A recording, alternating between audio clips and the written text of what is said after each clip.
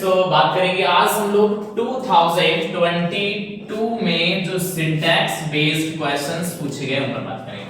हम लोगों ने 2024 में जितने क्वेश्चंस पूछे गए हैं वो भी देख लिए हैं, 23 में जितने क्वेश्चन पूछे गए हैं वो भी देख लिए हैं, 22 में आज देखना है हमें। एक्चुअली इससे आपकी प्रैक्टिस हो रही है, काफी सेंटेंसेस रिपीट कर रहे हैं, चीजें वही बार-बार आ रही हैं, वही चीजें वही रूल आपको बार-बार बता रहे हैं।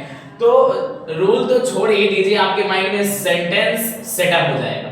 जब आप बोर्ड एग्जाम में बैठेंगे तो आपको बिल्कुल सेंटेंस हुबहू सेंटेंस दिखाई देंगे, ठीक है, जिससे ये फिर आपको माइंड लगाना नहीं पड़ेगा, तुरंत सर ने ये बताया था तुरंत ही कर लेंगे आप। तो चलिए देखते हैं वन बाय वन क्वेश्चन करके। आज तो 12 ही सेंटेंसेस, कुछ खास क्वेश्चंस नहीं रहा, ठीक है।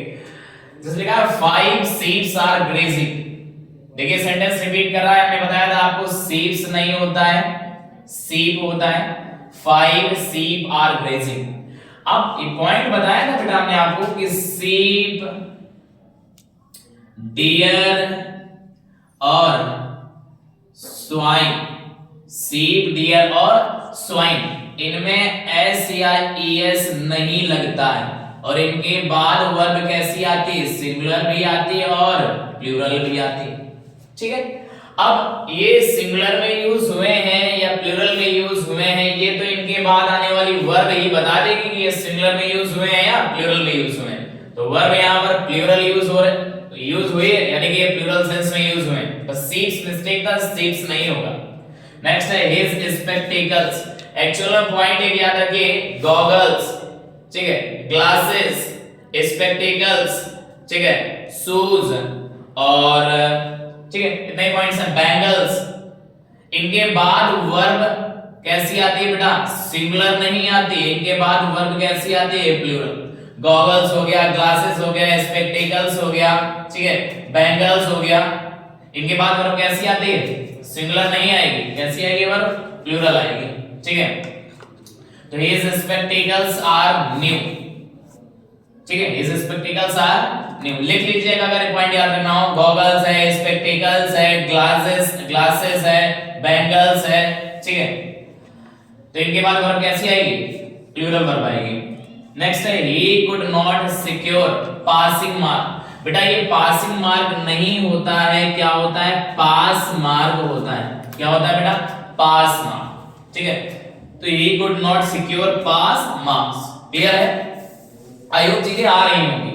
नेक्स्ट है if he will come तो I shall teach him। अच्छा एक पॉइंट याद रखिए, क्या पॉइंट याद रखेंगे, यदि सेंटेंस में if, in case और when, if, in case, when और unless दिया हो, क्या दिया हो बेटा, unless, तो इसमें दो क्लॉज होते हैं, आई मीन दो सेंटेंस होते हैं। एक होता है बेटा अगर एक प्रेजेंट इंडेफिनिट में है, किसमें है बेटा, प्रेजेंट इंडेफिनिट में, तो आगे वाला सेंटेंस किसमें होगा, फ्यूचर इंडेफिनिट में, ठीक है। और एक यदि पास्ट इंडेफिनिट में है, किसमें बेटा, पास्ट इंडेफिनिट में, तो इधर हेल्पिंग वर्ब होगी subject plus would plus first form.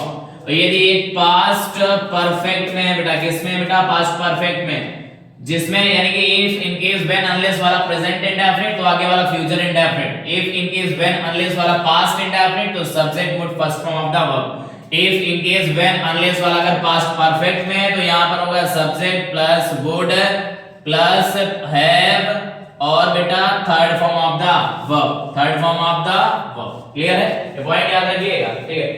Defence level में भी काफी क्वेश्चन पूछे जाते हैं, इससे डिफेंस जैसे एनडीएस, सीडीएस, बैंक है, ठीक है, काफी क्वेश्चंस इस पर बेस्ड आते हैं। तो ध्यान से देखिए, एक फ्यूचर और एक प्रेजेंट, तो क्लियर है यहाँ पर क्या होगा, कम्स होगा ना कि विल। आई होप चीजें आ रही होंगी समझ में। आई एम टायर्ड, तो कितनी बार रिपीट कर रहा है बेटा, टायर्ड के साथ फिक्स है, I am tired of doing this. Death is preferable, prefer, preferable, senior, junior, superior, inferior, के बाद हम आपको बता चुके हैं बेटा देन नहीं आता है, क्या आता है, टू। चीजें रट जानी चाहिए आयोग मेरे हिसाब से, चीजें क्या सेंटेंस रट गए होंगे आपको। यदि आपसे नींद में कोई पूछे तो आप नींद में भी बता सकते हैं, yes my dear students, preferable के बाद देन आएगा, क्या आएगा, टू। चलिए नेक्स्ट देख लेते हैं, सेंटेंस लिखा हुआ है the man disappeared after he has committed murder. जैसे एक पॉइंट याद रखिएगा थोड़ा सा, क्या पॉइंट है सर, इस पर पॉइंट ये है कि यदि बिफोर दिया है सेंटेंस में, क्या है बेटा, बिफोर, ठीक है। चलो यहां पर देख लेते हैं, इसी पर बात करते हैं। एक पॉइंट है, प्रेजेंट पास्ट परफेक्ट पढ़े होंगे, फ्यूचर परफेक्ट पढ़े होंगे आप लोग। बिफोर यदि दिया है सेंटेंस में, तो बिफोर के पहले वाला सेंटेंस होता है बेटा पास्ट परफेक्ट में। किसमें होता है बेटा, पास्ट परफेक्ट में। और बाद वाला टेंस जो होता है वो किसमें होता है बेटा, पास्ट इंडेफिनिट में। और यदि सेंटेंस में यदि आ गया है आफ्टर, बेटा क्या आ गया है आफ्टर, तो जो पहले वाला से बस यही cross multiplication, past indefinite, past indefinite पहले आ जाता है और आफ्टर के बाद चला जाएगा पास्ट परफेक्ट।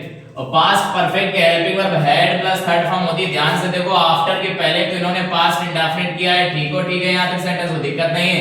यहां पर इन्होंने हैज कर दिया है, देखो हैज नहीं होगा, किसमें होता है पास्ट परफेक्ट। पास्ट परफेक्ट की हेल्पिंग वर्ब क्या होती है बेटा, हैड।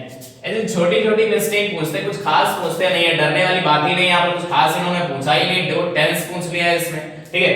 तो the man disappeared after he had committed a murder. Next है being a rainy day we did not go out. पहली तो मिस्टेक इनकी ये पंक्चुएशन मिस्टेक है बेटा, यहां पर कॉमा नहीं लगाया है। दूसरी मिस्टेक क्या हम बताए थे आपको कि combination of two or more simple sentences is possible only when the sentences have a common subject, ठीक है। यानी कि दो सेंटेंसेस का कॉम्बिनेशन तभी संभव है जब दोनों के पास एक सब्जेक्ट होना चाहिए, एक सब्जेक्ट होना चाहिए।